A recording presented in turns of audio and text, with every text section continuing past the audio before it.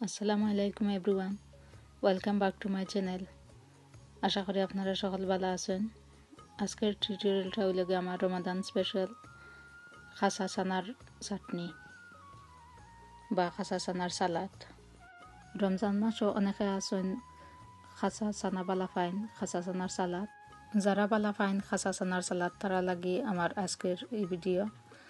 তো খাসা সানার সালাদ লাগি কেন আমি কাঁচামরিচ রাখছি, বাখরো পাতা, পেঁয়াজ, টমেটো, লেমন আর লবণ।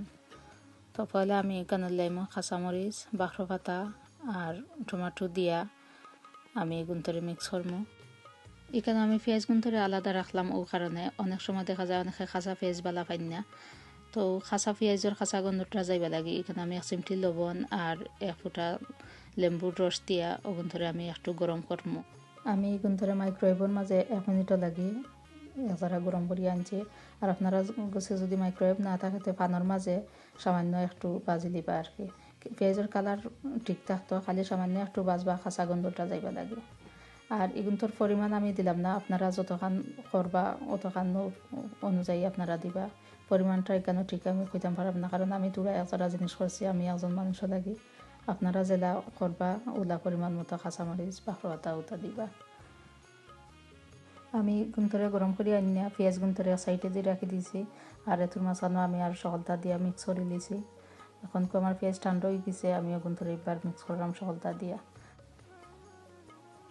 দিয়া মিক্স করিয়া আপনি যদি গুড়িয়া রাখি দিন ফ্রিজের মাঝে, বাদে ইস্তারের আগে ঠান্ডা ঠান্ডা বাহরিয়া খাইতে মজা লাগে।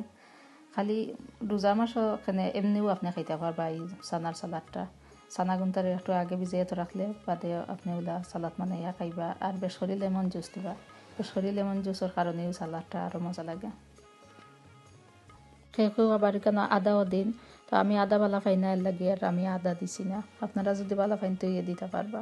আর একটা জিনিস আমি কইতাম এখানে বলে দিছি, আমি ইউজ করছি চানার ডাইল। ওটা লাগে আমি 2-3 ঘন্টা আগে ভিজিয়ে থইছিলাম, আমার ভিজে গেছে।